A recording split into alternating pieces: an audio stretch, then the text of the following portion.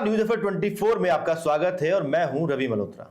राजस्थान सरकार ने आरजीएचएस यानी राजस्थान गवर्नमेंट हेल्थ स्कीम के अंदर एक बड़ा बदलाव किया है। हालांकि ये बदलाव तो नया नहीं है, लेकिन जख्म जो है वो पुराने हो चुके हैं, इसलिए जरूरी होता है कि उस पर बात की जाए। सबसे बड़ी बात यह है कि जिस तरीके से एक सरकारी कर्मचारी अपनी जिंदगी भर की नौकरी के दौरान जो भी पैसा कमाता है, चाहे वो सैलरी के रूप में उसका जो संचय होता है उसमें कुछ प्रतिशत होता है, लगभग 3% का, वो उसके एक मेडिकल की राशि होती है, ताकि वो जब रिटायर्ड हो जाए उस वक्त वो पैसा उनके लिए काम आए, उनकी दवाई के लिए काम आए, उनके किसी गंभीर इलाज में काम आए, चिकित्सा के लिए काम आए। हालांकि इस सुविधा को जब शुरू किया गया था, जब सरकार कांग्रेस की थी, उस वक्त इसको कैशलेस बनाया गया था, पेपरलेस बनाया गया था। और उस वक्त में ये था कि कहीं पर भी मरीजों को ज्यादा परेशान होने की जरूरत नहीं थी। लेकिन जब बदलाव हुए हैं, इस वक्त में सरकार बदल गई है, भजन लाल सरकार है। अब बदलाव कुछ इस तरीके के हैं जिसमें मरीज को अब जाना पड़ेगा आरजीएचएस काउंटर पर, क्योंकि उसको अपनी एक लाइव फोटो खिंचवानी है, उसके अलावा उसको पर्ची लेनी है और दवाई लेनी है। ये मरीजों के लिए काफी मुश्किल हो जाता है, क्योंकि उस वक्त में उनके पास में सिर्फ एक ही रास्ता बचता है। चाहे अगर वो डायलिसिस के मरीज हो, चाहे वो हृदय रोग से मरीज हो, चाहे अगर वो पैरालिसिस हो, तो या तो अपने किसी परिजन को साथ में लेकर जाएं, और अगर वो परिजन को नहीं ले जा सकते तो उस वक्त में वो दवाई के लिए काफी परेशान होते हैं, तो या तो फिर उन्हें कोई प्राइवेट इलाज लेना पड़ेगा, तभी जाकर जो है वो जिंदगी और मौत की जो जंग है उसमें कहीं ना कहीं वो लड़ पाएंगे, स्टैंड कर पाएंगे। ये समस्या काफी बड़ी है, पूरे राजस्थान के कई जिलों में जो ये समस्या है काफी बड़ी हो चुकी है। और एक ताजा आंकड़ा अगर हम आपको बताएं तो तकरीबन जो है 12 से 13 लाख जो लोग हैं इसमें प्रभावित है, जिसमें जो काफी पेंशनर्स भी हैं और काफी ऐसे हैं जो इस वक्त जो है नौकरी में भी हैं। इस वक्त में ऐसे काफी लोग इससे प्रभावित है जो आरजीएचएस से जुड़े हुए हैं। अब फिलहाल क्योंकि आरजीएचएस को लेकर अलग अलग लोगों का अलग अलग कहना है। अगर हम बात करें उदयपुर की, तो वहां के कुछ अलग हालात हैं, उसके अलावा अलग जो शहर है उनके अलग अलग हालात हैं। पहले एक बार मैं आपको दिखाता हूं कि क्या कुछ हालात हैं इस आरजीएचएस योजना को लेकर, लोग कितना परेशान है या उसका कहीं ना कहीं कोई अपनी तरफ से रास्ता निकाल रखा है। देखिए। और राज्य सरकार ने जो आदेश निकाला है बायोमेट्रिक फोटो लेकर ओपीडी के माध्यम से दवाइयाँ देने का, वो पेंशनर्स के लिए एकदम असुविधाजनक और राज्य सरकार के असंवेदनशील रवैये का पूरा द्योतक है। राज्य सरकार को यह जानकारी में शायद नहीं है या उसके आला अधिकारियों ने नहीं बताया कि जो पेंशनर 70 से ज़्यादा लोग हैं, जो बीमार हैं, बिस्तर पर पड़े हैं, लकवाग्रस्त हैं, जो कोमा में हैं, ऐसे पेंशनर जो चल फिर नहीं सकते, जिनके घुटनों में तकलीफ है, उनका हर 10 दिन में 15 दिन में ओपीडी के लिए जाना, अपनी दवाइयाँ लिखाना, फोटो बायोमेट्रिक करवाना बड़ा ही तकलीफदेह है और उनके परिवारजनों के लिए भी तकलीफदेह है। आज की भागम भाग की ज़िंदगी में जब सब लोग अपने काम में व्यस्त हैं, पेंशनर्स के लिए, उनके बच्चों के लिए उनको अस्पताल लेकर जाना, उनका फ़ोटो कराना, उसके बाद दवाइयाँ देना एकदम अव्यावहारिक और असंवैधानिक कार्य है।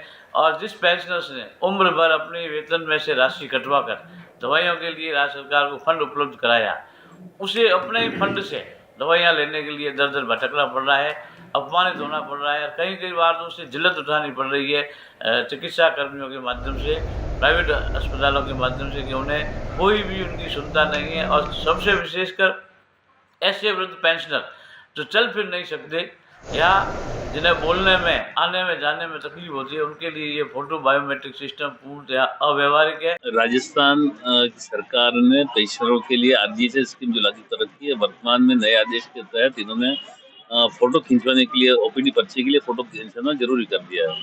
अब पेंशनर का मतलब ये होता है कि जो 60 साल से ऊपर हो, 90 साल भी हो सकता है, 65 साल भी हो सकता है, और उससे ज़्यादा भी 100 साल के आसपास की उम्र भी हो सकती है, जिनको अस्पताल में आने जाने के लिए ही बहुत परेशानी होती है और कोई क्रोनिक बीमारियों से ग्रसित होते हैं, जिनके लिए रेगुलर उम्र इलाज चलता है उनका।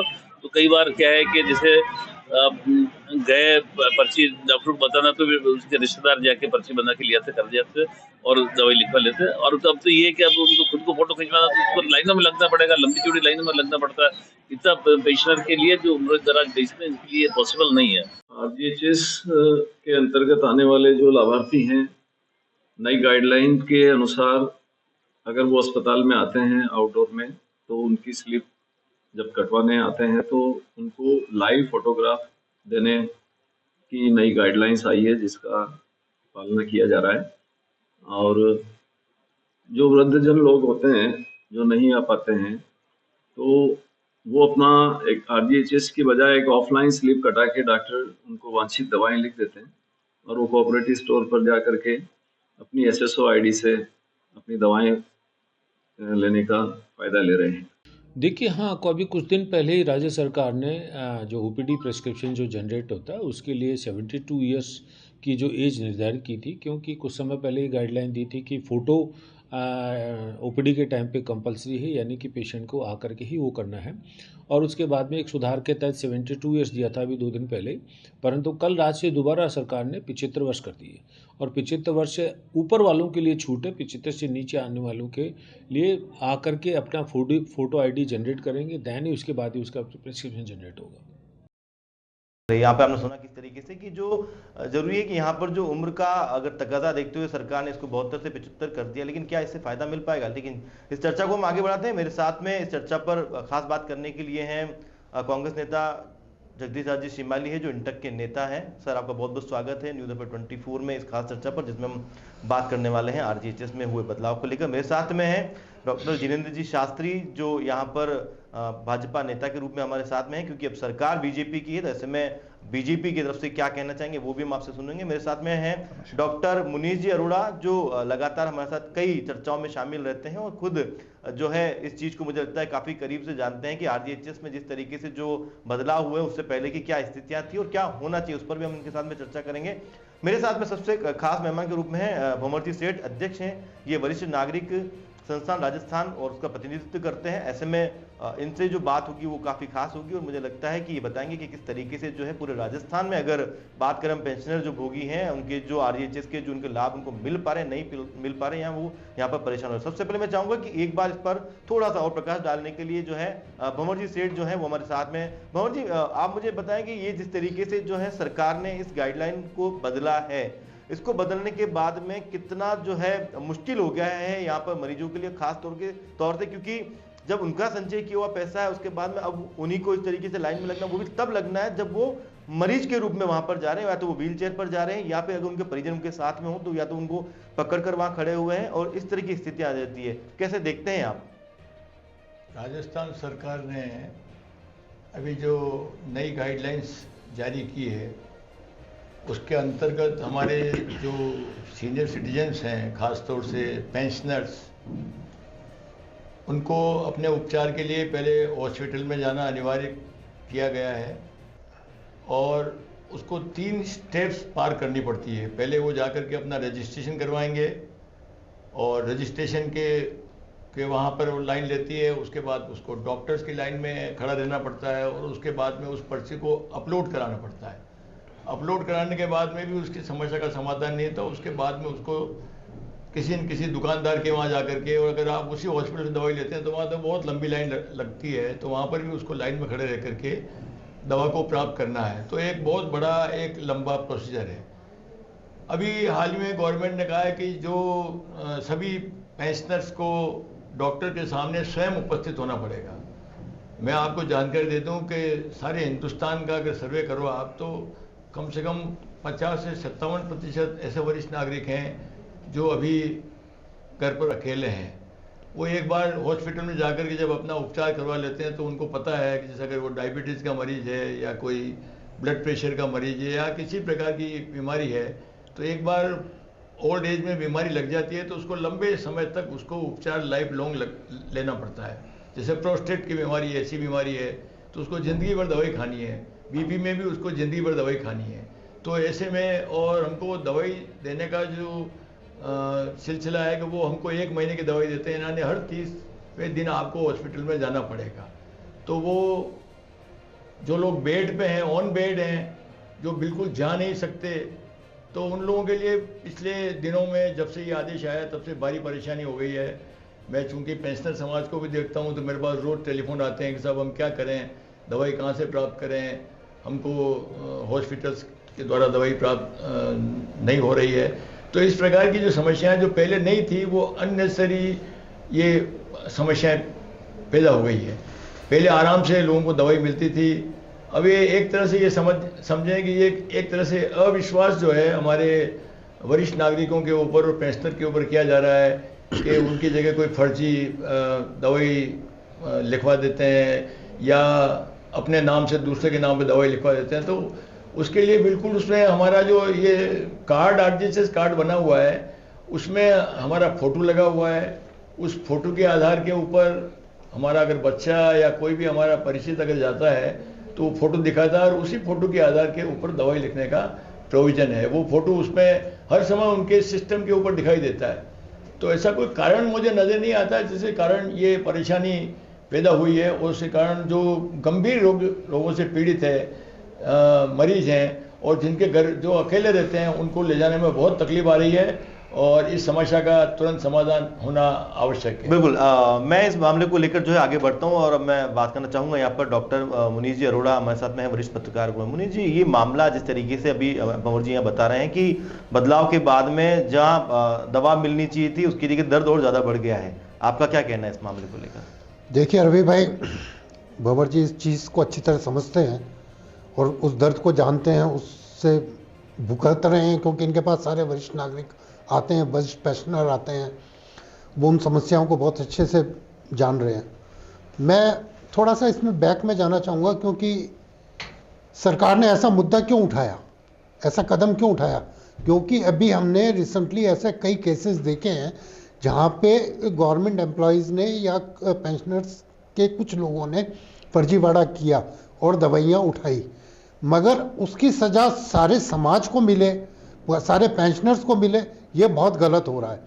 रवि जी, एक चीज़ और बता दूं आपको कि ये जो सेठ साहब ने तो ये कहा कि 3 जगह जाना पड़ता है, 3 जगह नहीं बल्कि 6 जगह जाना पड़ता है एक पेंशनर को। सबसे पहले तो वो जाता है, घर से निकलता है, लाइन में लगता है किसी सवारी के साथ, फिर जाता है स्लिप के ऊपर जहाँ से वो स्लिप बनती है उसकी, वहाँ एक लंबी लाइन होती है।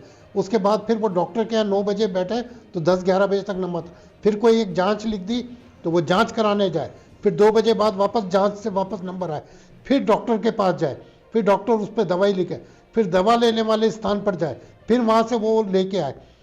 और रवि जी, सबसे बड़ी विडंबना मैं आपको ये बता दूं कि दवा माफिया इतना बड़ा घोटाला है इस देश में जिसको तो सरकार कंट्रोल नहीं कर रही और चाकू चला रही है बुजुर्ग लोगों पर। आज आप कोऑपरेटिव पे चले जाओ, सर मैंने एक बार भंवर सेठ जी को भी कहा था, सेठ साहब आपको ध्यान होगा ये बात, कि जो ब्रांडेड दवाइयाँ लिखी जाती हैं वो कोऑपरेटिव में अवेलेबल ही नहीं होती हैं, क्योंकि उनका आपस में जो डिस्ट्रीब्यूटर से जो लेना देना होता है वो पूरा समय पे नहीं होता। तो जो ब्रांडेड दवाइयाँ हैं वो कोऑपरेटिव को मिलती नहीं है, तो फिर वो जो 40%, 50%, 100% कमीशन वाली दवाइयाँ वो बुजुर्गों को लेने के लिए मजबूर होना पड़ता है आरजीएचएस के अंदर। तो ये रवि जी, ये बहुत बड़ी विकट स्थिति आज मेडिकल के नाम पर होती जा रही है। और रवि जी, एक चीज़ और बता दूं मैं आपको कि जो पहले का जो इशू था, पहले गवर्नमेंट हॉस्पिटल होते थे, वहाँ पे एक सिस्टम होता था, वहाँ आज क्योंकि प्राइवेट कॉलेजेस आ गए हैं, मेडिकल कॉलेजेस आ गए हैं, प्राइवेट दुकानें इतनी ज़्यादा हो गई हैं, दुकानें तो नहीं कह सकता मगर मेडिकल हॉस्पिटल्स इतने ज़्यादा हो गए हैं, वहाँ जिस तरह के घोटाले हो रहे हैं उसको कंट्रोल करने के लिए सरकार क्या कर रही है? सबसे बड़ा घोटाला तो वहाँ पे है। आरजीएचएस और पेंशनर्स का तो एक मामूली सा मामला है, कुछ भी नहीं है। आयुष्मान के अंदर देखिए, चिरंजीवी के अंदर देखिए, कितने बड़े बड़े घोटाले हो रहे हैं। आज आप रेशो उठा के देखें जी, जो पुराने समय पे आप डेटा को एनालिसिस करें और आज के डेटा को एनालिसिस करें तो आपको साफ दिखेगा कि पहले एक गरीब आदमी जो अपने गांव में रहता था वहीं इलाज करा लेता था। जब से ये आयुष्मान कार्ड मिला है, जब से चिरंजीवी कार्ड मिला, तब से इन मेडिकल कॉलेजों में कितनी ज़्यादा भीड़ इकट्ठी हो गई है। क्यों हो रही है ये भीड़? जो काम बहुत सस्ते में हो सकता है, उस सस्ते इलाज को आज इतना लंबा बीमा के चक्कर में कर दिया जाता है प्राइवेट कॉलेजेस को और मेडिकल ये जितने भी हैं उसके अंदर, उस पर नकेल लगाने की जरूरत है ना। सिस्टम पारदर्शी बने, जो सरकार का पैसा है सरकार सही लोगों तक पहुंचाना चाह रही है, सरकार की जो मंशा है जेनरिक दवाइयां लेके आई सरकार, मगर क्या वो पहुंच सक रही है? मतलब मुझे लगता है कि जिस तरीके से नकेल आप कह रहे हैं कि यहाँ पर जिस तरीके से जो है प्राइवेट जो दुकान शब्द आपने यूज किया है और कर भी लिया तो कोई बहुत बड़ी बात नहीं है, लेकिन मुझे लगता है कि जहाँ नकेल कसनी चाहिए वहाँ नकेल नहीं हो रही, लेकिन फंदा कहीं और कहीं जो है फंदा कहीं और फंसाया जा रहा है। उसके अंदर जो फंस रहे हैं वो यहाँ पर जो है बुजुर्ग लोग जो है वो फंस रहे हैं। मेरे साथ में है जगदीश राजे शिमाली और इंटक से जुड़े हुए हैं नेता हैं हमारे कांग्रेस के। ये जो है स्कीम पहले भी थी, वहां पर जिस तरीके से गहलोत सरकार ने इसको शुरू किया था और आप जिस तरीके से देखें कि यहाँ पर चिरंजीवी योजना थी, जी खैर अब तो उसको बदल दिया है। अब आरजीएचएस को लेकर भी जो है यहाँ पर बुजुर्ग परेशान हो रहे हैं यहाँ पर में, और साफ तस्वीरें भी आपने यहाँ पर देखी और कई जगह आप पढ़ भी चुके हैं और देख भी चुके हैं। आप क्या कहना चाहेंगे जगदीश जी इसको लेकर? राजस्थान के पूर्व सरकार गहलोत साहब ने, हम कर्मचारी मजदूर संगठनों से जुड़े हुए हैं और हमने कई बार उनके सामने ये कर्मचारियों की व्यथा से अवगत कराया। वो बड़े मानवतावादी इंसान है, वो हर जन सेवा के प्रति समर्पित है। तो उन्होंने केसलेस और पेपरलेस आरजीएचएस की स्कीम ली ताकि राजस्थान के जो कर्मचारी अपनी जवानी की 60 साल तक सेवा देने के बाद वो अपने वृद्धावस्था में आराम से उस इलाज करा सके, क्योंकि वो पैसा उनका है। 3% उस कर्मचारी के जीवन भर नौकरी से पैसा कटता है और राजस्थान सरकार के खजाने में वो पैसा रहता है। और जब वो कर्मचारी रिटायर्ड होके जाता है, और आज तो आप देख ही रहे हैं कि हमारे हिंदुस्तान की स्थिति, जो अब किसी जमाने में संयुक्त परिवार हुआ करता था, और वो परिवार टूट गए। आज नौकरी के खातिर देश विदेशों में चले गए और वृद्धावस्था में ऐसी स्थिति है कि माता पिता अकेले ही रह रहे। और ऐसे समय में इस सरकार द्वारा ये योजना में आदेश निकालकर उन वृद्ध जनों को, एक तरफ तो आप वोट लेने के लिए उनके घर पे जा रहे हो, क्योंकि सत्ता में आना है और आपको सरकार में आना है, तो आपने ऐसा निकाला कि हम घर पे वृद्ध जनों के वोट लेने के लिए हम घर पे भेजेंगे, और एक तरफ आप उन वृद्ध जनों को लाइन में लगा रहे, जैसे भंवर सेठ साहब ने और मुनीष जी ने बताया कि आज उसको लाइन में लगाया जा रहा, किसी के कैथेटर डाला हुआ है, किसी को डायलिसिस करने के लिए कोई उसमें व्हील चेयर पे बैठा हुआ है। ऐसे लोगों के साथ ये कदम सरकार का मानवता विरोधी है। और कर्मचारी जिन्होंने राजस्थान की सरकार की सेवा देकर अपना जीवन दिया, जवानी दी, उनके साथ कुठाराघात है। तो मैं तो आपके चैनल के माध्यम से सरकार से अपील करूंगा कि इस पूर्ववर्ती सरकार की जो योजना और जो क्रियान्विति का जो तरीका अपनाया गया था, उसको तत्काल लागू करें और इनको रिलीफ दें। चलिए, बिल्कुल सरकार से आप अपील करें, लेकिन सरकार के यहाँ पर जो मेरे साथ में एक सिपाही बैठे हुए हैं उनसे बात करते हैं। मेरे साथ में डॉक्टर जिनेंद्र शास्त्री भाजपा नेता हैं यहाँ पर में। और जिनेंद्र जी, ये बड़ा पेचीदा हो गया मामला। आप देखें किस तरीके से जो है भंवर जी यहाँ पर बता रहे हैं कि लंबा आंकड़ा है, बुजुर्ग परेशान हो रहे हैं। इधर जगदीश जी का कहना है कि पहले बहुत आसान था इलाज प्राप्त कर लेना, लेकिन अब वो बहुत ज़्यादा दुबर हो चुका है। यानी दर्द के लिए दवा दे रहे हैं या दवा और जो है दर्द बढ़ता जा रहा है। यहाँ पर में वो स्थिति हो गई यहाँ पर में कि अब जो मरीज जो अपना मर्ज जो है वो कहाँ पर जाकर दर्ज करवाए, क्या उसके लिए भी जो है उसको वहाँ अपने कैथलेट के साथ में वहाँ पर खड़ा रहना पड़ेगा? आप क्या कहेंगे अब इसके अंदर में, क्या बचा क्या है, मुझे तो बताएं आप। देखिए, जैसा कि पहली बात तो रवि जी, मैं आपको ये कह दूं कि मुख्यमंत्री आयुष्मान आरोग्य योजना हो गई है माननीय भजन लाल जी सरकार की इस योजना को देखते हुए। पहले इसका नाम था चिरंजीवी स्वास्थ्य योजना। पूर्व में चूंकि आपने एक आरजीएचएस की बात की, तो मैं थोड़ा सा इसको ब्रीफ कर देता हूं आपको कि पहले कैजुअलिटी होती तो 20 लाख तक का प्रावधान था, सरकार ने 25 कर दिया। पहले ओपीडी में राशि कम थी, अब सरकार ने बढ़ाकर ओपीडी की वार्षिक राशि 20,000 रुपए कर दी। पहले आईपीडी की राशि 15 लाख से कम थी, सरकार ने, भजनलाल सरकार ने उसको बढ़ाकर 15 लाख से अधिक कर दी। मैं कहता हूं कि गहलोत सरकार की कोई विसंगति वो झेल रही हो तो जरूरी थोड़ी ना भजनलाल सरकार भी उसको झेले। मैं आपको ऐसे कई आंकड़े बता सकता हूं कि जिसमें मैं वृद्धजन के साथ हूं। आपको शायद ये ध्यान में नहीं होगा कि कुछ 75 वर्ष से अधिक के वृद्धजन हैं, उनको ये नहीं करना है, उनको वहां जाने की आवश्यकता नहीं, उनको छूट है। ये तो उनके साथ किया जा रहा है जो चल सक रहे हैं या किसी कारण से नहीं भी चल सकते हैं, तो वो सुविधा के लिए थोड़ा सा ऑफलाइन भी अपनी रजिस्ट्रेशन दर्ज करा सकते हैं और उसको कर रहे हैं। मैं ये कहता हूं कि इसी आरजीएचएस को माननीय मुख्यमंत्री जी भजन लाल जी ने इतनी बड़ी बात बजट में पारित की, उसको साबित करके दिखाया 20 सितंबर 2024 को। क्या किया? पहले आरजीएचएस में खुद का परिवार होता था, लेकिन अब माता पिता एवं सास ससुर को भी एक को जोड़ने का प्रावधान रखा। क्या यह मानवीय पहलू नहीं है? क्या आपने कैसे कह दिया कि सब कुछ चला गया? क्या चला गया? अगर कहीं छोटी मोटी समस्या है तो हम सब मिलकर उसको ठीक करेंगे ना।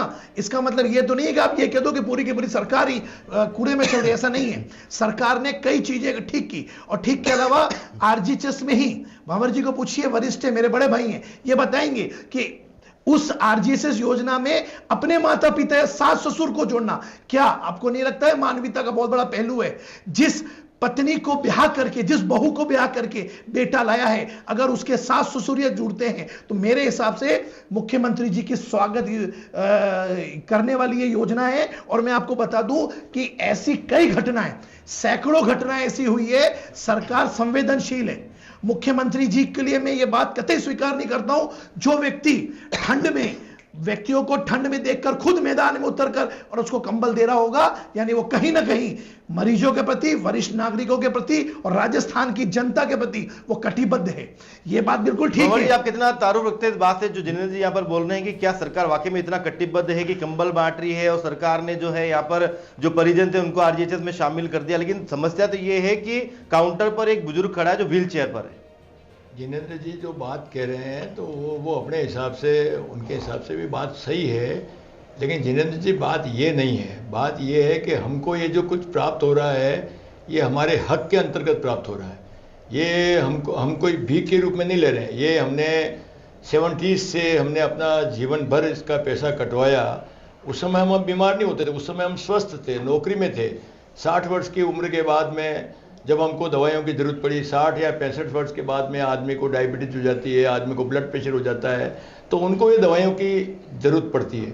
और मैंने आपको कहा कि ये स्कीम ठीक स्मूथली चल रही थी। मुझे ये समझ में नहीं आया कि ये प्रशासनिक दृष्टि से इस प्रकार के अड़ंगे डालने के पीछे इसका क्या मंतव्य है, क्यों इसको रोकना चाहते हैं। और ये 75 ईयर्स वाली बात कहाँ से आई? जब आदमी 60 वर्ष में रिटायर हो जाता है तो आपको मैं ये जानकारी दे दूं कि हिंदुस्तान के अंदर 16-17 करोड़ जो है वरिष्ठ नागरिक आज की तारीख में हैं, राजस्थान में भी। लेकिन आपको अगर बता दें तो इनके जीवित रहने की जो दर है उसमें 75 ईयर्स के बाद में तो 1/3 लोग रह जाते हैं। तो आप 2/3 को आप नेगलेक्ट क्यों करना चाहते हैं? और ये जो हम ये थोड़ी कह रहे हैं कि सरकार ने, मुझे लगता है कि ये प्रशासनिक स्तर के ऊपर सरकार ने इसके ऊपर ध्यान दिया नहीं है। सरकार का इसमें कोई घाटा भी नहीं है। और सरकार हमको जो दे रही है वो सरकार अपने उसमें से नहीं दे रही है। सरकार 1973 से लेकर अब तक हम लोग जो सेवा में रहे, और आज तो स्थिति है कि जो आदमी सेवा में है उसका 3% के हिसाब से प्रति माह उसका पैसा कटता है।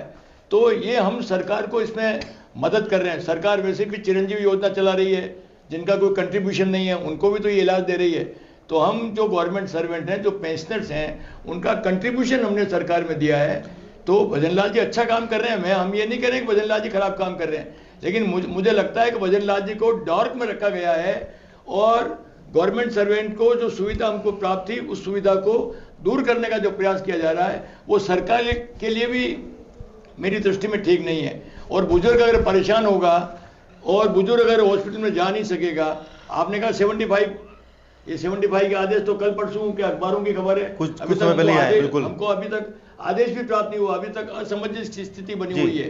तो कोई भी व्यक्ति आज दिन तक, कल तक जो हॉस्पिटल में गया उसको दवाई मिली नहीं है। लेकिन तो बड़ी बात यहाँ पर ये हो रही, भंवर जी मैं आपकी बात यहाँ पर, जी मैं आपकी बात यहाँ पर काट रहा हूँ। मैं चाहता हूँ कि मेरा जो सवाल है उसके ऊपर मैं यहाँ पर जिनेंद्र जी आप भी अपना जवाब दें, मेरे साथ में वरिष्ठ पत्रकार मुनीष जी वो भी अपना जवाब यहाँ पर दें, बिल्कुल में, और खैर साथ में मेरे साथ में जगदीश जी भी हैं। बड़ी बात ये हो रही कि क्या जो बीमारी है वो उम्र देखकर आती है? आप बात 75-72 की क्यों कर रहे हैं? आप ये बताएं कि बीमारी का जो है वो चाहे तो 40, 45, 50 कभी भी वो चीज आ सकती है, और अक्षमता जो है वो कभी भी जो है उम्र के हिसाब से नहीं आती, वो किसी भी रूप में आ सकती है, चाहे वो गवर्नमेंट एम्प्लॉय चाहे कोई भी। लेकिन जब आरजीएस के अंदर में आप रजिस्टर्ड है उसके बाद में क्या इस स्थिति में किसी मरीज को वहां जाना जरूरी हो रहा है कि वो जाकर अपनी लाइव फोटो करेगा, उसके बाद ही जाके उसकी जांच होगी, या उसकी लाइव फोटो होने के बाद ही उसकी जो पर्ची बनेगी उसको दवाई मिलेगी? सवाल यहां पर यह है। रवि जी मैं आपको एक चीज बता देता हूं कि अभी जिनेंद्र जी ने अपने दिल पे ले लिया, जैसा कि हम भजन लाल जी मुख्यमंत्री के खिलाफ बैठे हैं यहाँ पे। हम भजन लाल जी के खिलाफ नहीं बैठे। सरकार में जो अफसरी काम कर रहे हैं ना, वो जो IAS अफसर काम कर रहे हैं, उनका जो पैटर्न ऑफ वर्किंग है ना, हम उस पर चर्चा कर रहे हैं। सरकार कोई भी हो, चाहे अशोक गहलोत की हो चाहे भजन लाल की हो, वो जनता के द्वारा चुनी गई सरकार है और जनता के हक में काम करती है। इसमें किसी को गुरेज नहीं होना चाहिए। मगर क्या क्या कमियां हैं हम तो वो गिना रहे हैं। आज एक वृद्ध आदमी 60 साल की उम्र में क्यों जाएगा अस्पताल में? सबसे पहले रवि जी मैं एक चीज बता दूं आपको, इम्यूनिटी सिस्टम सबसे ज्यादा बुजुर्ग लोगों का कम होने लगता है, तो वहां जाके ज्यादा मरीज बीमार होता है, बार बार उसको वहां जाना पड़ेगा तो ज्यादा वो बीमार होगा। पहले एक मेरे जैसे पड़ोसी को भेज दिया, किसी वृद्ध ने साथ वाले को भेज दिया तो वो जाके दवाई ला सकता था। अभी मैं इसके अलावा और भी बहुत सी चीजें आपको बताने वाला हूं। रवि जी, RGHS सिस्टम के अंदर सरकार ने एक अच्छी पॉलिसी लगाई थी कि आप दुकानदारों से, जो RGHS से अप्रूव दुकानदार है, उनसे दवाइयां ले सकते थे, मगर उनको पैसा ही रिम्बर्स नहीं कर रही बीमा कंपनी या जो सिस्टम है जहां से ये पैसा आता है। करोड़ों रुपया अभी भी जो है ड्यू चल रहा है, वो एक अलग समस्या है। दुकानदार परेशान हो गए, दुकानदारों को पैसा नहीं मिला तो उन्होंने दवाइयां देना बंद कर दी, और उसका इंपैक्ट ये हुआ कि कोऑपरेटिव से लोगों को घटिया माल खरीदना पड़ा और दवाइयों के लिए। और दूसरी चीज एक और बताता हूं मैं आपको, मैं सोच रहा था सेठ साहब इस इशू को उठाएंगे, इन्होंने एक बार उठाई थी ये बात जी। 60 साल के उम्र के बाद सबसे ज्यादा किस चीज की जरूरत पड़ती है? विटामिन की, कैल्शियम्स की, एंजाइम्स की, एंटीऑक्सीडेंट्स की, और जितने जो शरीर के लिए मिनरल चाहिए, जिंक चाहिए, मैग्नीशियम चाहिए, ये सब चीज चाहिए। आपने RGHS पे उस पर रोक लगा दी। क्यों रोक लगाई भाई? कि वृद्ध आदमी को ये चीजें नहीं मिलनी चाहिए जिसने अपना पैसा कटवाया। ये चीजें आप जब निःशुल्क दवा योजना में दे रहे हो, वहां इस चीज को वैलिड कर रखा है, और यहां आकर आपने इनवैलिड कर दिया। क्यों? क्योंकि आपको पैसा देना पड़ रहा है, और इस पैसा ना देने के कारण से आप उसका कोई ना कोई बहाना बनाते रहते कि ऐसा हो गया, ऐसा हो गया।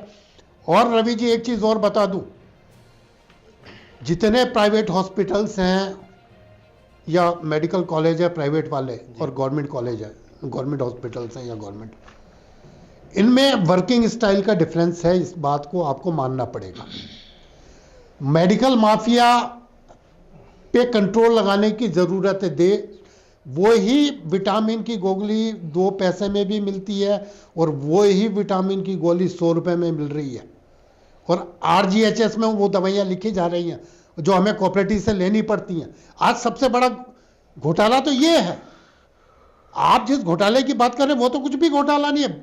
वृद्ध जनों को जो आपने जिस इशू पे बात करना चाहिए, RGHS में क्या 60 साल के बाद रेगुलर जाना चाहिए? जैसे किसी को BP की बीमारी है, शुगर की बीमारी है, उसको एक बार डिटेक्ट हो गई ना, और वो लंबे वर्षों से ले रहा है, तो वो तो आपके रिकॉर्ड में है, उसमें वो क्या घोटाला कर लेगा बेचारा? उसको तो खानी है वो चीजें। बिल्कुल मुनीर जी, एक minute Ravi ji, let me complete.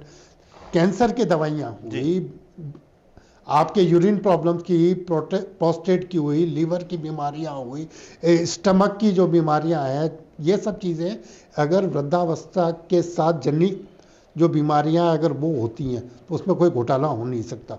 और कमजोरी की बीमारियां हैं तो वो भी वृद्धावस्था में आएंगी, उसका भी इलाज होना ही चाहिए, चाहे उसमें कुछ भी देना पड़े। तो जो चीज़ें रिक्वायर्ड हैं उस पर रोक लगाना, आपको जिस चीज़ का ऑपरेशन करवाना है और उसमें भी आप उस चीज़ को कह दो कि नहीं साहब इसकी लिमिट ज़्यादा तो हम नहीं करेंगे, ये कैसे आप मना कर सकते हो किसी वृद्धजन के लिए?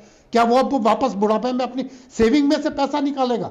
वैसे मिलता ही क्या है एक रिटायर्ड पर्सन को, उसके पास होता ही क्या है, और उस पर भी आप लिमिट लगा देते हो कि नहीं यार इसमें ये नहीं होगा, इसमें ये इफ है, इसमें ये बट है। तो इसका जवाब लेने के लिए तो हमको जो है जिनेंद्र जी के पास फिर से एक बार जाना पड़ेगा। जिनेंद्र जी, यहाँ पर सवाल काफी ज्यादा इकट्ठे हो चुके हैं। आपने ये बात तो जरूर बोल दी कि भजनलाल सरकार ने बहुत अच्छा काम किया, RGHS के अंदर जो है परिजनों को भी शामिल कर दिया है, नाम बदल दिया, चिरंजीवी का आयुष्मान कर दिया, वो सब कुछ ठीक है, मान लिया। लेकिन यहाँ पर जिस तरीके से एक एक करके जो शिकायतें हैं वो यहाँ पर बढ़ती जा रही है। सबसे बड़ी बात है कि बुजुर्ग, मेरा फोकस पूरा जो है इस पूरी डिबेट को लेकर वो इसीलिए कि यहाँ पर जो बुजुर्ग हैं वो सबसे ज्यादा परेशान हो रहे हैं, और उनकी जो खुद की संचय की हुई राशि है आज उसी का लाभ जो है वो ढंग से नहीं उठा पा रहे हैं, क्योंकि उन्होंने यही सोचकर जो है ये परसेंटेज जो है उस वक्त में कटवाया था कि जब उनका बुढ़ापा आएगा तो चाहे और कोई साथ दे या चाहे नहीं दे, लेकिन कम से कम उनका जो संचय किया हुआ पैसा है और जो सरकार उनके साथ जिस तरीके से स्कीम के रूप में इसको दे रही है वही जो है उनके लिए आखिरी सांस तक काम देगा। लेकिन मुझे लगता है कि यहाँ पर सांसें उखड़ने वाली है। जी रवि जी, बिल्कुल ऐसा नहीं है।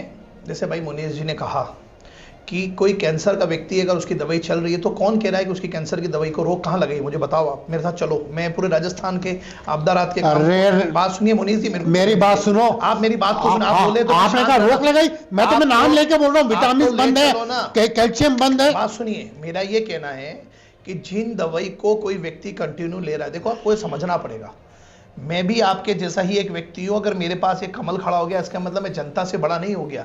हमारे माननीय मोदी जी और भजन लाल जी कहते हैं कि हमारे लिए जनता प्रथम है। मैं आपको ये कहना चाहता हूं, BIS एक प्रणाली है, लाभार्थी इलाज प्रणाली, वो एक अलग चीज है, वो आप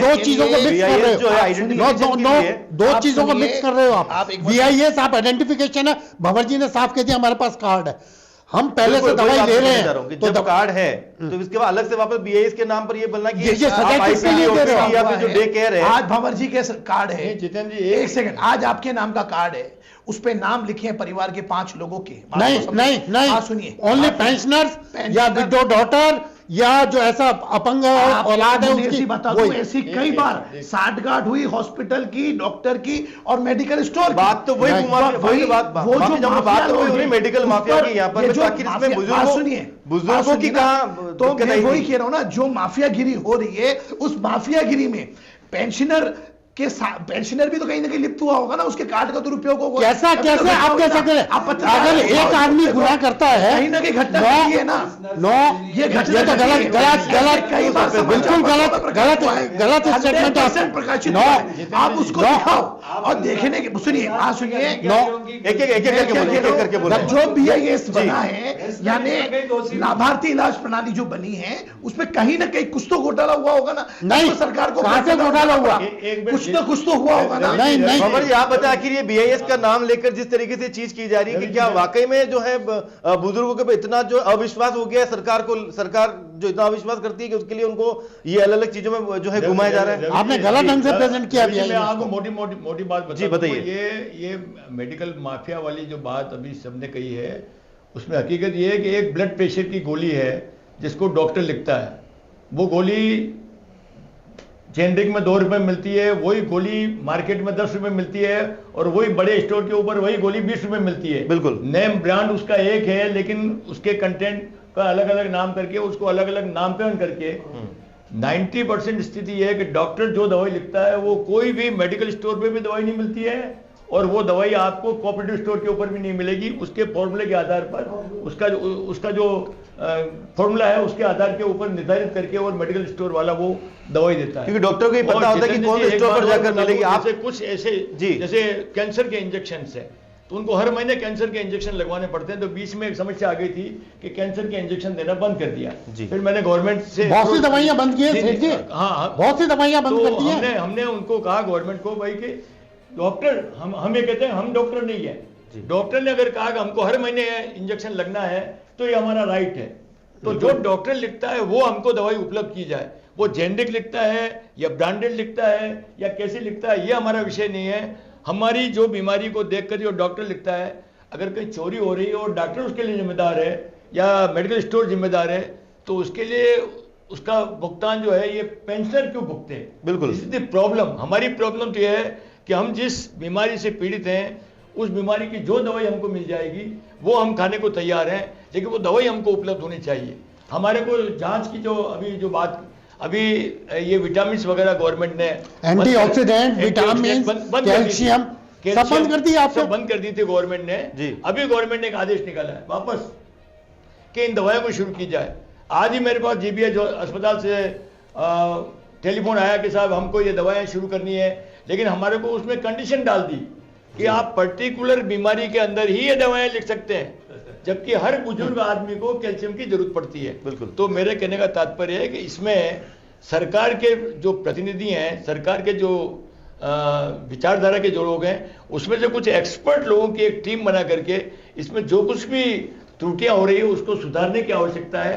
इससे सरकार भी बदनाम नहीं होगी और ये एक वेलफेयर स्कीम जो बुजुर्गों को ले चल रही है वो कंटिन्यू रहेगी। अच्छा भंवर जी, इसके अंदर में कहीं कहीं इस चीज को लेकर संशय भी है, जिस तरीके से जो है हमारे रिपोर्टर्स ने अलग अलग जगह से जो है जो आरजीएचएस के काउंटर है वहां पर कुछ मरीजों से भी बात की थी और वहां पर जो भी प्रभारी थे उनसे बात की, उनका ये कहना है कि जो इस वक्त जो है सरकारी नौकरी में है लेकिन जो नौकरी वर्तमान में कर रहे हैं उन लोगों को आने की जरूरत है, लेकिन जो लोग रिटायर्ड हो चुके हैं उन लोगों को आने की जरूरत नहीं है। क्या वाकई में इस तरीके का कुछ है क्या? हम इस पर भी थोड़ी चर्चा कर लेते हैं। आज ही पता लगा कि 75 ईयर्स वालों को आने की जरूरत नहीं, आज पता लगा जी। अभी हमारे पास कोई आदेश आया नहीं है, मैंने सब तरह से पूछ लिया, जयपुर में पूछा, लेकिन अभी टेलीफोन आया हॉस्पिटल से साहब कि हमको ये इंस्ट्रक्शन दे दिए कि 75 ईयर्स के जो लोग हैं उनको हॉस्पिटल में आने की जरूरत नहीं है। तो ये एक अच्छी बात है, अच्छी खबर है, मैं समझता हूँ। लेकिन ये भाई 75 इसको 60 किया जाए, क्यों 75 किया गया इसको?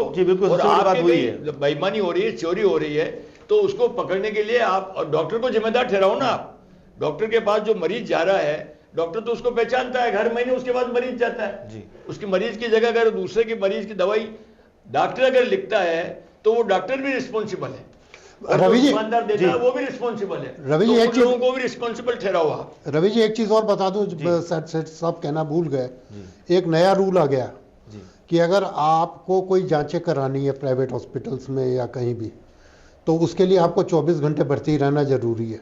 बिल्कुल, ये बिल्कुल हाँ। ये कौन सी बीमारी है भाई? ये क्या सजा है क्या वृद्धजन के लिए?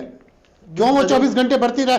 अगर उसको 4 घंटे में फ्री हो सकता है, वो घर जा सकता है, तो क्यों उसको जरूरी है इन्फेक्शन के लिए वहां 24 घंटे रहे? तब जाके उसका रिएंबर्समेंट होगा।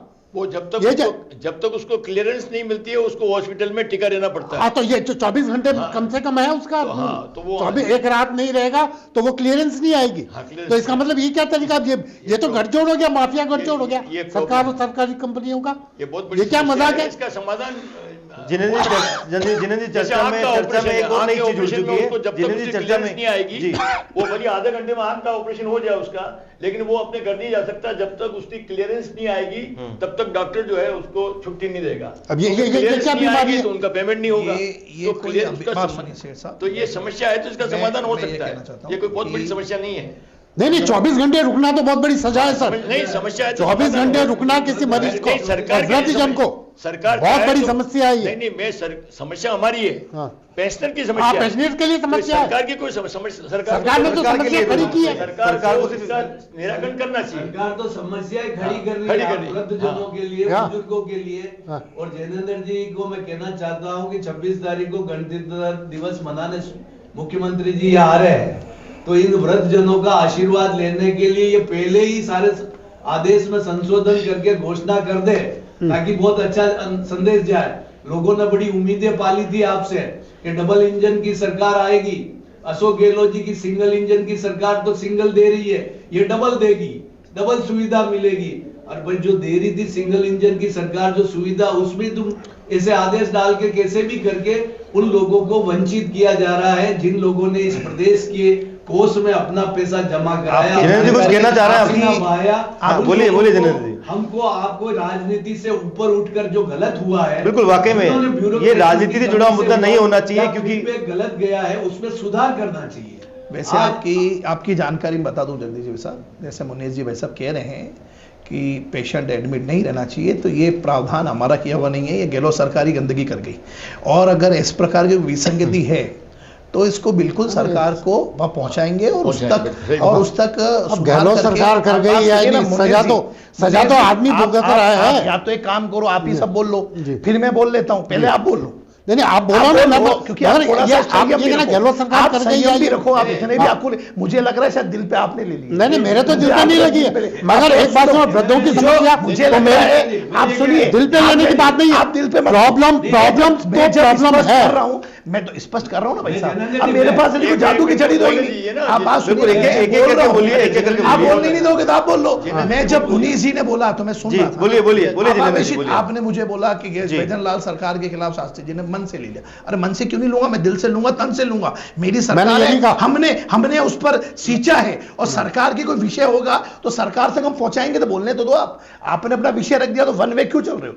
मेरा कहना आपके माध्यम से रवि जी ये है कि ये जो चला एक दिन एडमिट करने का काम, ये गहलोत सरकार से चला, आप इसको समझिए, नंबर 1। नंबर 2, मैं आपको यह कहना चाहता हूं कि आप इसकी गंभीरता को नहीं समझ रहे। इसकी गंभीरता क्या हुई कि आदमी को 20,000 रुपए तक की जांच के लिए एडमिट नहीं होना पड़ेगा, आप इसको समझ लीजिए। 20,000 से ऊपर की, मुनीष जी मैं आपको भी कह रहा हूं, ये कागज है मेरे हाथ में, मैं आपको दे देता हूं, आप पढ़ लेना।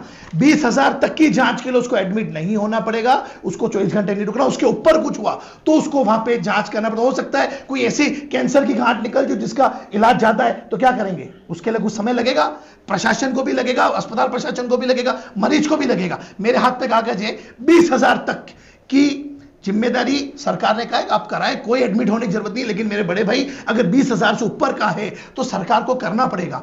अच्छा, दूसरा, जैसे कि भाई साहब ने बोला कि बिल्कुल आपका पैसा है, हम उसके सिर्फ चौकीदार हैं, ये बात का मैं समर्थन करता हूं। लेकिन इसका मतलब ये तो नहीं है कि हर व्यक्ति जिसका ट्रीटमेंट होना ही छोटा सा है वो भी पूरा एडमिट हो जाए। इसके लिए भी मैं आपके साथ खड़ा हूं। लेकिन अगर कोई बड़ी बीमारी है, और बड़ी बीमारी का, क्योंकि ऐसा तो नहीं आरजीएचएस का एक आरजीएसएस व्यक्ति है, इस बार बार सेठ साहब जो उदाहरण दे रहे हैं वो पूरे देश का दे रहे हैं।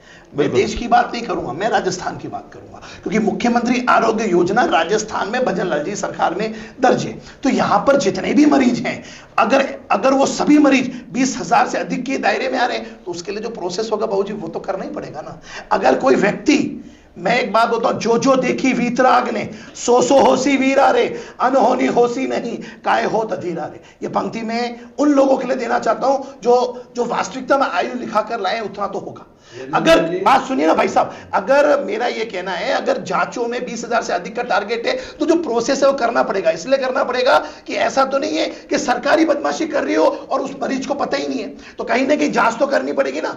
किसी का इलाज 5,000 का हो और अस्पताल प्रबंधन बदमाशी करके उस ऐसी सूचना हमको गहलोत सरकार के दौरान आई कि किसी अस्पताल में, मैं नाम नहीं लूंगा, उदयपुर में एक ऐसा मेडिकल कॉलेज है जिसका हमने विरोध किया, जहां पर मुनीष जी आप भी सुनिए, उस समय आपने विरोध की आवाज स्वर नहीं किए। उस समय ऐसे लोग जो गांव के लोग हैं, उनका बीपीएल होने पर उनको एडमिट कराया, पर डे का 3,03,000 रुपए दिया गया, 300 रुपए दिया गया, वहां एडमिट कराकर उनके बिल को पास किया गया। मेरे पास है, ये तो स्टार्टिंग में कह दी थी मैंने। तो मेरा ये कहना है मुनीष जी भाई साहब, हम भारतीय जनता पार्टी नित भजन लाल जी की सरकार 100% आपके साथ है। अगर कोई चीज में कमी है तो हम सब मिलकर माननीय मुख्यमंत्री जी तक इस विषय को पहुंचाएंगे। और मैं आपको कटिबद्ध होकर कह रहा हूं कि पहुंचानी चाहिए। पहुंचानी इसलिए चाहिए, पहुंचानी, बात को सुनिए, पहुंचानी इसलिए चाहिए क्योंकि जी हम इसके लिए कटिबद्ध हैं, अपेक्षा नहीं है, हमारा जिम्मा है। आप एक जागरूक व्यक्ति है और हमेशा जनता के मुद्दों पे आप आगे रहने वाले अग्रणी है।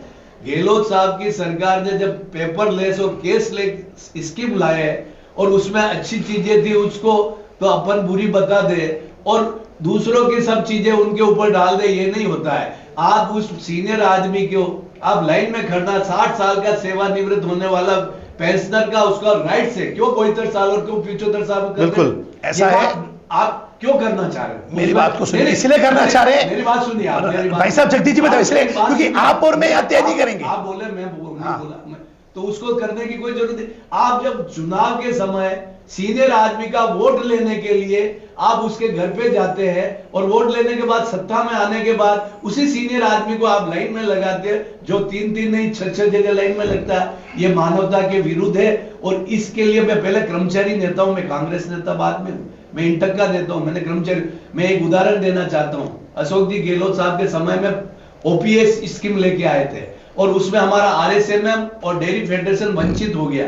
मैंने वहां जाके उनसे लड़ाई लड़ी और उनको उसमें सम्मिलित कराया। आज वहां के कर्मचारियों को ओपीएस योजना का लाभ मिल रहा है। आप भी इसी तरीके से एक जागरूक कर्मठ कार्यकर्ता है जो जनता की आवाज को उठाने वाले, आपको इस चीज को नीतिगत स्वीकार करना चाहिए कि यहाँ पर अधिकारियों के गलत फीडबैक से मुख्यमंत्री जी के जानकारी में है या नहीं है, मैं नहीं कहना चाहता हूँ, लेकिन 26 जनवरी को हमारे संभाग में वो मुख्यालय पर झंडारोहण करने आ रहे हैं और राजस्थान के इतने वृद्ध जनों को वो आशीर्वाद लेवे और ये गलती को सुधार कर उनको रिलीफ देवे और उनको ये घोषणा करे, तो ये बहुत बड़ा एक अच्छा काम होगा। और हमारा हम ये चाहते हैं कि अशोक गहलोत जी ने जो अच्छी योजनाएं चालू की, आप समीक्षा के नाम पर अब आपने वृद्धजनों को लाइन में लगा दिया, आपने थोड़े दिन पहले उन जिलों को खत्म कर दिया, आपने संभाग को खत्म कर दिया और समीक्षा के नाम पे कि उसमें ऐसा हो रहा है, ऐसा हो रहा है, ये मत कीजिए। आप जन कल्याण के लिए अच्छा सिंगल इंजन की सरकार थी जिसने काम किया, आप डबल इंजन की सरकार है, आपके हाथ किसने बांधे, आपको किसने रोका? आपके पास बजट है, आपके पास पैसा है, उसमें कीजिए, लेकिन ये तो हमारा पैसा है, और हमारे पैसे कोई हमको लाइन में लगवा रहे हो, ये अनुचित है। इसके लिए आपको इस चीज को आज इस चैनल के माध्यम से बहस को और इसको मुद्दे को आप पार्टी के स्तर पर पहुंचाइए, सरकार के स्तर पर पहुंचाइए और इन वृद्ध जनों को आप वापस वही पुरानी सुविधा को लागू कराइए। मेरा आपसे ये आग्रह है। जगदीश जी ने जैसा कि जगदीश जी ने बोला रवि बिल्कुल कि 5 साल में आपने एक बहुत अच्छी बात बोली जिसकी मैं आपकी बहुत तारीफ करता हूं। आपने कहा कि वोट लेने के लिए आप वृद्ध जन के निवास पर जाते हो। तो मैं आपको पूछना चाहता हूं कि वोट लेने के लिए जब हम वृद्ध जन के निवास पर जाते हैं तो 5 साल में एक बार जाना होता है, वो संभव काम है। पूरे राजस्थान में 5.5 लाख से अधिक पेंशनर हमारे भाई ये वरिष्ठ जन है। तो मुझे शायद ये कठिन काम लगता है कि हम दवाई देने के लिए उनके घर तक जाएं, शायद बहुत इजी का एक आध बार जाना हो तो हमको समझ में आता है, हम प्रशासन लगा दें, ताकत लगा दें, आपकी भी मदद ले लें, क्योंकि जब कोरोना में काम हो सकता है तो दुनिया में सब काम हो सकता है। तो मेरे को जहां तक लगता है शायद ये काम बहुत ईजी नहीं है, क्योंकि कह देना इस मंच के माध्यम से पार्टी का प्रतिनिधित्व कर रहा हूं, मुझे लगता है शायद ये कठिन काम है। नंबर 2, जो आप कह रहे हैं ना कि भजन लाल जी सरकार ने बुरी चीज अच्छी चीज का हटा दिया। देखिए अभी हम यहाँ पे बात आरजीएचएस कर रहे हैं, राजस्थान गवर्नमेंट हेल्थ स्कीम की बात कर रहे हैं। मैं आपको बार बार ये कह रहा हूं कि इसमें इस स्तर का बड़ा घोटाला हुआ जिसके कारण ये पॉलिसी बनानी पड़ी और पॉलिसी के अंतर्गत मेरे कुछ बुजुर्ग भाइयों को बाधा हो रही है। जैसे सेठ साहब कह रहे हैं, इसमें हमको कुतेरनी हमको अविलंब स्वीकार कर लेना चाहिए। लेकिन मैं आपको यह कहना चाह रहा हूं कि आप भी इसमें आगे आए, आप भी आए, मैं भी आए, और एक माननीय मुख्यमंत्री जी आ रहे हैं, उनके सामने पक्ष रखें। और मैं तो कहता हूं इस चैनल में आने के बाद आप पक्ष क्यों रख रहे हैं? इसके पहले आपने क्या किया, मैं आपको पूछना चाहता हूं।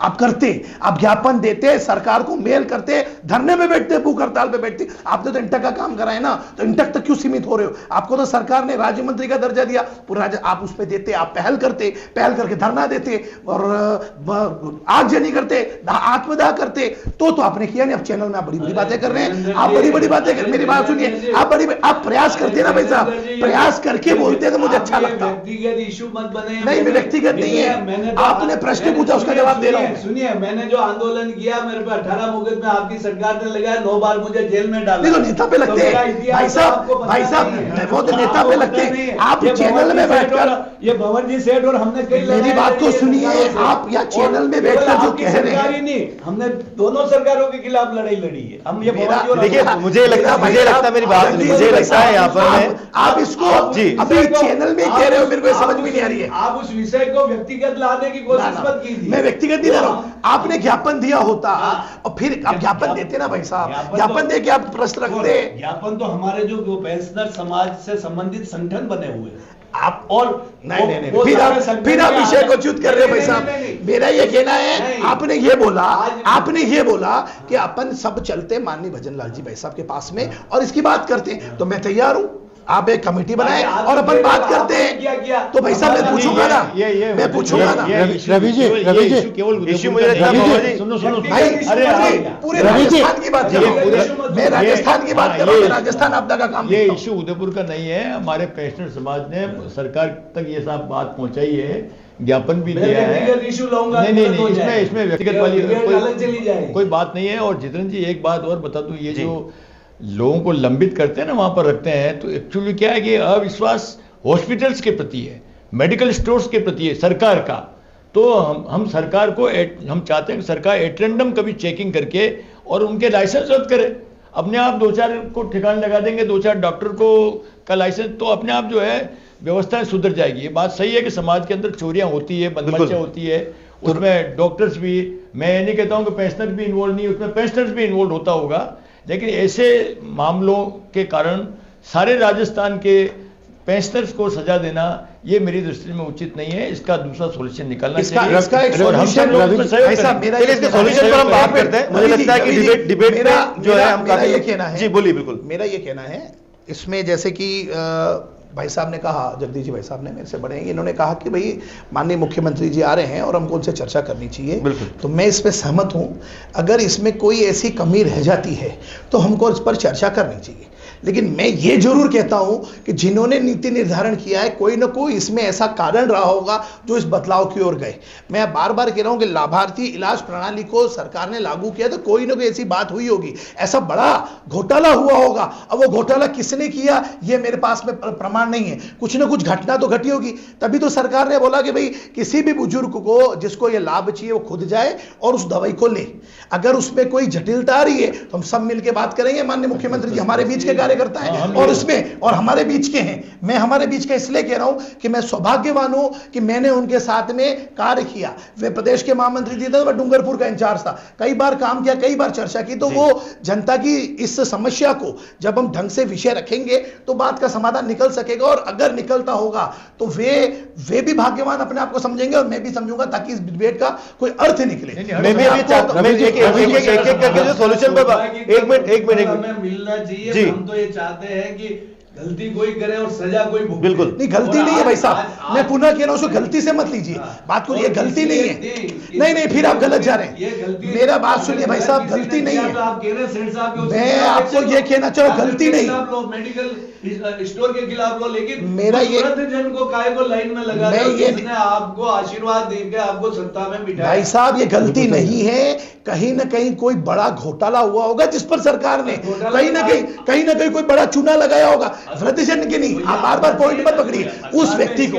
आया नहीं ना, नहीं आया होगा, बहुत चुपचाप। ये भाई साहब इतना राजस्थान है, हर राजस्थान के हर जिले की अलग अलग खबर आती है जो वो उदयपुर में नहीं छपती है। हो सकता है जोधपुर में घोटाला हुआ हो, कोटा में हुआ हो, पूरे राजस्थान में कहीं रवि जी की मंशा यह है कि इनको आपस में बात रवि जी एक बार बिल्कुल बचत कर दी। कैसे आर्थिक बचत रवि जी साहब, अगर आर्थिक बचत करनी होती रवि जी मैं इस बात को ये दोनों बात घूम रही है, बात को इसलिए सिरे से खारिज करता हूं, इसमें सरकार का कोई आर्थिक बचत करने का श्रेय नहीं है, इसीलिए नहीं है। रवि जी रुक तो जाओ। नहीं, लेकिन आर्थिक बचत की बात कहां आती, क्योंकि भंवर जी पहले चीज क्लियर कर चुके हैं कि ये पैसा खुद जो है एक सरकारी कर्मचारी का है, जो खुद उसने बचत करके सरकार के कोष में जमा है। तो यहाँ पैसा सरकार के खजाने में सरकार का काम आ रहा है ना, रवि जी वो बचत करके दूसरी तरफ खर्च कर रहे हैं।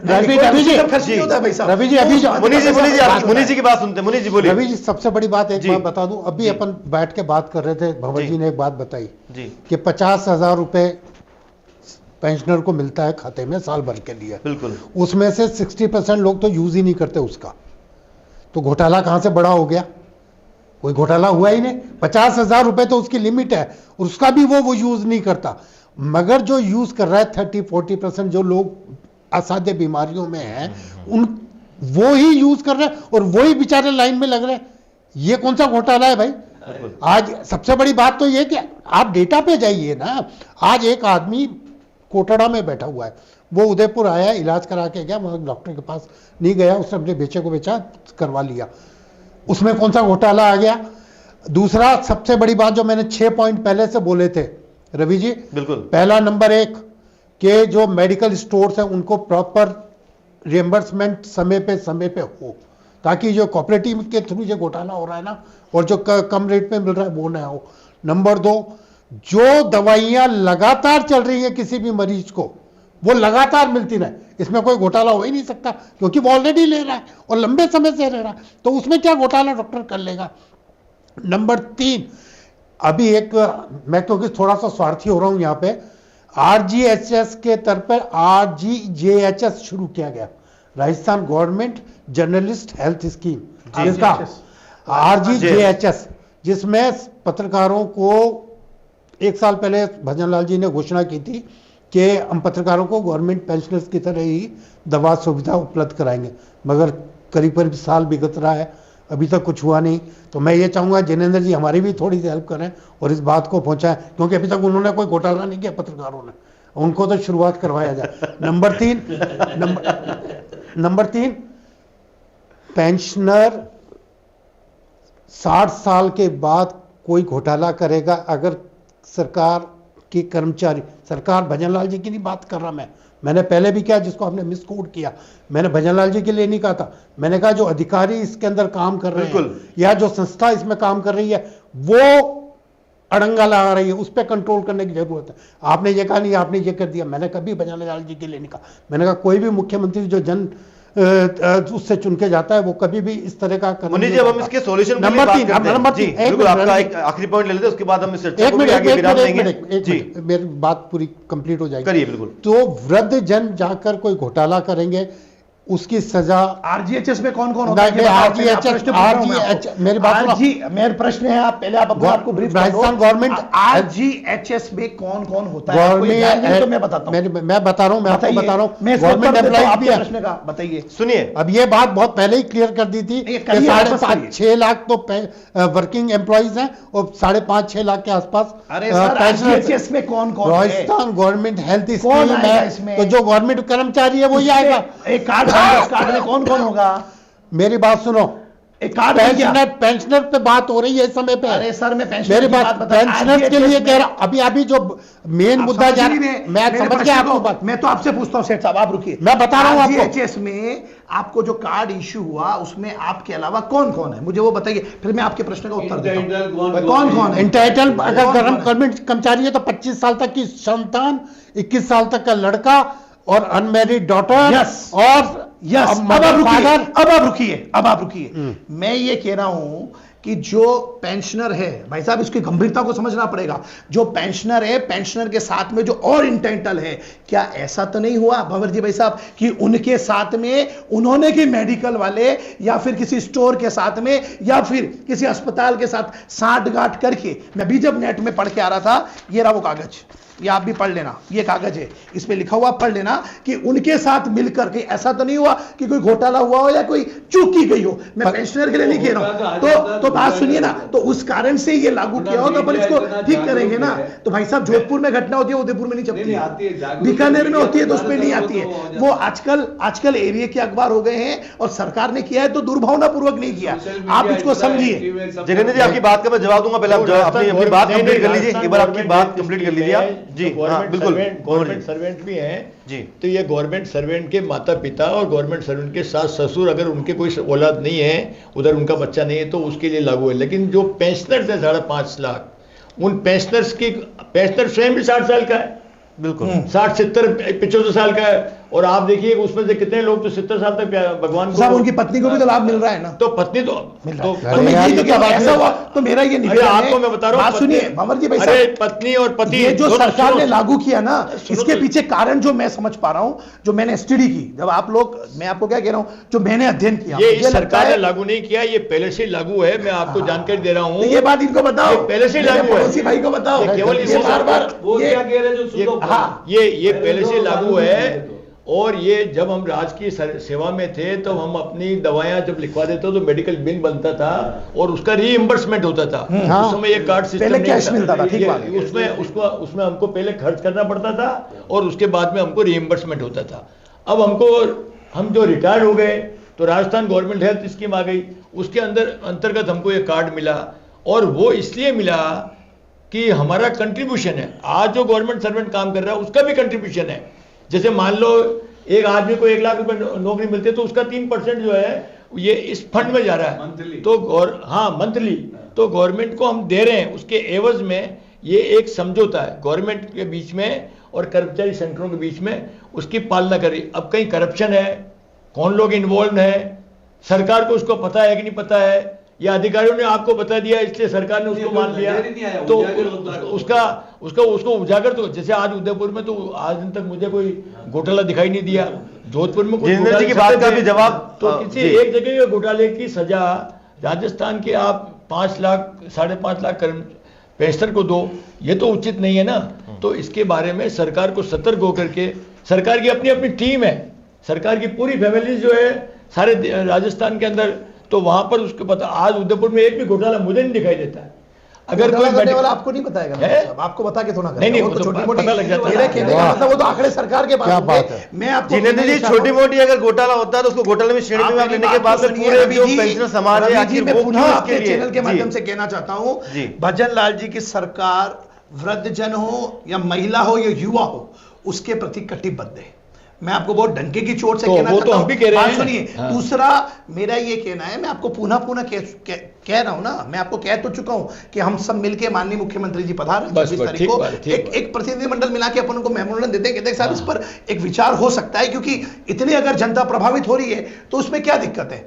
मैं भी आपदा राहत का काम देखता हूं राजस्थान प्रदेश का, तो मैं भी आपके साथ चलूंगा। जगदीश जी भाई साहब को भी लेंगे, ये भी इंटर का काम करते हैं। उस समय आप जब मिलेंगे तो उनको ये बात बतावे अपन कि भाई साहब ये इस प्रकार की समस्या आ रही है और इसको आप पुनर्विचार करके जनता को इसमें लाभान्वित करें। चलिए चर्चा को हम ये भी विराम देंगे, उसके पहले मैं चाहूंगा कि एक ही बार आपसे जो है मैं फाइनल, अब सवाल नहीं, मैं चाहूंगा कि सॉल्यूशन को लेकर जो है आप अगर कुछ कहना चाहते तो बिल्कुल आकर जगदीश जी आप बताएंगे कि इसके सॉल्यूशन की बात पर अगर हम जाए तो क्या आपको लगता है कि किस तरीके का सॉल्यूशन यहाँ पर होना चाहिए? ये बिल्कुल ही हमारे वृद्ध जनों के साथ कदम सरकार का बिल्कुल ही बेतुका है और मैं इसका बिल्कुल पुरजोर शब्दों में इसकी निंदा भी करता हूं और सरकार से अपील भी करता हूं कि ये हमारे बुजुर्ग हैं जिन्होंने सेवा करने के समय में, अभी जैनेंद्र जी ने कहा था कि 5 साल में वोट लेने तो एक ही बार जाना पड़ता है, वो तो संभव है। अरे 5 साल में आपको हमेशा दवाई के लिए आपको थोड़ी जाना पड़ रहा है कि आप जाइए उनको दवा पहुंचाइए। आपको तो वो आ रहे हैं, जैसे पहले सुविधा पूर्ववर्ती गहलोत सरकार के समय कैशलेस पेपरलेस मिलती आ रही थी, उसको कंटिन्यू करना है। आपको उनके पास दवाई पहुंचाने के लिए काम थोड़ी बताए। आप जैसे मेरा तो ये उदाहरण था कि आप वोट को जितना आप तवज्जो दी, आपने बुजुर्गों का मान सम्मान, अपने वोट प्राप्ति के लिए मान सम्मान दिया, उतना ही उसकी दवा दारू के लिए चिंता कीजिए, उनको दवा मिले उनको समय पर। जो पहले की सरकार ने जन कल्याण के हित में बनाया हुआ नियम है उसको मत बदलो। तो मैं तो ये अपील कर रहा हूँ और मुझे भाई जैनेंद्र जी सीएम साहब से मुझे मिलवाने ले जाएंगे इस समस्या में भंवर जी सेठ के साथ, तो हम प्रतिनिधि मंडल हम बेखौफ हो गए उनके सामने। चलिए एक बात ही हुई कि जो है यहाँ पर जो है एक प्रतिनिधि मंडल जो है वो जाए उस मामले पर जो है चर्चा करे, उनसे बात करें। मैं एक जो है इस पर जवाब वापस जो है डॉक्टर मुनीर जी आपसे भी चाहूंगा कि आप क्या कहना चाहेंगे इसके सॉल्यूशन को लेकर बात करें। मैं सॉल्यूशन ये बता रहा हूँ कि पहली चीज के 60 साल के ऊपर किसी भी मरीज के ऊपर ये दबाव ना हो कि वो पर्सनली जाके, अगर उसके दवाइयाँ पहले से चल रही हैं तो उसको कंटिन्यू डॉक्टर लिखता रहे, उसको मिलना चाहिए। दूसरा सोल्यूशन ये है कि जो मेडिकल स्टोर्स हैं उनको रिएम्बर्समेंट हर हफ्ते हो जाए, इस बात का एश्योर करो ताकि जो वृद्ध जन है उनको दवाइयाँ प्रॉपरली मिले, उनको भटकना ना पड़े। और तीसरा, कोऑपरेटिव सोसाइटी को इस बात के लिए बाइंड किया जाए कि वो जो ब्रांडेड दवाइयाँ लिखी जा रही है वो ही कोऑपरेटिव सोसाइटी दे, वो जो इस तरह की दवाइयाँ वो ना दे जो कि 20% या 100% तक के कमीशन किया। नंबर 3, वृद्ध जनों को विटामिन्स, ऑक्सीडेंट, एंजाइम्स, कैल्शियम या और जो भी चीज़ें हैं वो दी जाएं। साथ में ये रिस्ट्रिक्शन नहीं लगाया जाए जो गंभीर रूप से मरीज हैं कि उसको इतनी ही दवाई मिलेगी या इतना ही तक का इलाज होगा, उसको अनलिमिटेड इलाज जो भी मिल रहा है और जितना भी खर्चा है उसका इलाज किया जाए। और सबसे बड़ी बात है, वृद्ध जनों के लिए हॉस्पिटल्स के अंदर अलग से व्यवस्था होनी चाहिए। उनको बार बार लाइन में लगा के 6-6 बार उनके ऊपर मानसिक प्रताड़ना होती है, उनमें इन्फेक्शन फैलता है, उनका नुकसान होता है इससे, और आज वो ट्रोमा की स्थिति में जा रहे हैं, उससे निकाला जाना चाहिए। चलिए मुझे लगता है जिनेंद्र जी आप अपनी बात यहाँ पे वैसे ही पहले कह चुके, लेकिन फिर भी अगर आप कुछ कहना चाहें तो संक्षिप्त में मुझे बताएं। देखिए, भजन लाल जी की सरकार पूरी कटिबद्ध है इलाज को लेकर, और मुख्यमंत्री आरोग्य योजना जो है उसको लेकर हम कटिबद्ध हैं। और जहाँ पर भी मैं पुनः कह रहा हूँ कि जो भंवर जी सेठ हैं, माननीय मुख्यमंत्री जी आ रहे हैं, उसके पूर्व हम चर्चा करके और एक मेमोरेंडम रह के जो इसकी लगता है कि यहाँ हमारे वरिष्ठ नागरिक प्रभावित हो रहे हैं, पेंशनर प्रभावित हो रहे हैं, तब इसमें चर्चा करके उसको सरकार से उसको ठीक कराने के लिए हम सब लोग एक साथ मिलें। लेकिन मैं ये भी कहना चाहूँगा कि इसको एक तरफा विषय नहीं बनाया जाए। अगर सरकार ने कोई निर्णय लिया है तो सोच समझ के लिया होगा। मैं सरकार के उस फैसले पर इस बात से मैं मुखातिब होता हूं कि सरकार ने जो भी बनाया होगा कहीं ना कहीं सोच समझ के बनाया हो। लेकिन अगर आप बार बार कहेंगे कि निर्णय करने वाले अधिकारी होते, तो मैं आपको कह दूं अधिकारी निर्णय लेकर मंत्री सिग्नेचर करता है, चिकित्सा मंत्री जी उस पर कहीं ना कहीं देखते हैं। ऐसा नहीं है कि कोई अधिकारी की सरकार चल रही है, राजस्थान में ऐसा नहीं है। हमारी सरकार भजन लाल जी चला रहे हैं, मंत्रिमंडल चला रहा है। हम अधिकारियों की बात होगी तो अधिकारियों पर भी उस पर ठोस बात पहुंचाई जाएगी मंत्रियों द्वारा, कि ऐसा नहीं है। लेकिन इसको आप बिल्कुल विश्वास रखें कि यह जो भी योजना बन रही है उसको अधिक से अधिक कैसे हम आम जन तक, जिसमें सभी आ गए, पेंशनर भी आ गए, उनका परिवार भी आ गया, और जो जुड़ने वाले उनके माता पिता अथवा सास ससुर है उनका भी आ गया। एक तरफा ही आप विषय नहीं करें, आप उनकी अच्छाई को बताएं कि साहब हाँ ये अगर कुछ कमी रही तो सर ये आपकी अच्छाई भी रही कि आपने सास ससुर को जोड़ा, आपने कैजुअलिटी होने पर 20 से 25 लाख किया, आपने पहले 15 लाख था 10 लाख था उसको 15 लाख किया, उसको भी गिनाएं। मेरे को ये जैसे मुनीष जी ने कहा उस पर मुझे आपत्ति है कि सरकार की अगर 100 काम में अगर एक काम में कोई कमी पेशी रहती है उसको हम सब मिलकर ठीक कर सकते हैं, लेकिन 99% 25 लाख का तो 10 लाख हो गया ना सर। 25 चलिए इसको बहस पे फिर से 25 लाख का 10 लाख हो गया ना। ले जाए, फिर से बहस पर ले जाए। मैं आखिरी जो है यहाँ पर मैं चाहूंगा कोटेशन जो है, क्योंकि यहाँ पर मेरे साथ में भंवर जी सेठ है और क्योंकि पूरे राजस्थान में पेंशनर्स का जो है प्रतिनिधित्व करते हैं। आप बताएं भंवर जी, क्योंकि आप सीधा जो है जुड़ते हैं लोगों से, आपका काफी सारे फोन भी आते हैं। तो राजस्थान गवर्नमेंट हेल्थ स्कीम में कोई लिमिट नहीं है, ये अनलिमिटेड है। अगर किसी आदमी का 1 लाख 10 लाख 20 लाख 50 लाख कितना भी खर्च होगा तो वो सरकार देगी। ये लिमिट हमारे राजस्थान गवर्नमेंट हेल्थ स्कीम में पेंशनर्स के लिए कतई नहीं है। राजस्थान सरकार ने ये जो आदेश निकाले हैं तो सरकार अपने स्तर के ऊपर, अपने कार्यकर्ताओं के स्तर के ऊपर सारे राज्य के अंदर इसका एक सर्वे करवाया कि आखिर ये आदेश अधिकारियों ने किसके कहने से निकाला है और क्यों निकाला है। और निकाला है तो फिर सरकार ने 7 दिन में इसमें बदलाव कैसे कर दिया, इसमें 75 वर्ष डाल दिया, 70 वर्ष ईफ एंड बट्स। तो इससे सरकार की एक तरह से बदनामी करने में कोई न कोई जो है ये लोग भी इसमें इसके लिए जिम्मेदार हैं, ये इनको भी रिस्पॉन्सिबल ठहराया जा सकता है। तो स्थिति ये है कि जो कुछ भी व्यवस्थाएं हमको पूर्ववत कुछ अधिकारी कांग्रेस के समय के लगे हुए हैं तो वो गड़बड़ तो नहीं कर रहे हैं। हो सकता है, उसमें क्या है? नहीं ऐसे लग रहा है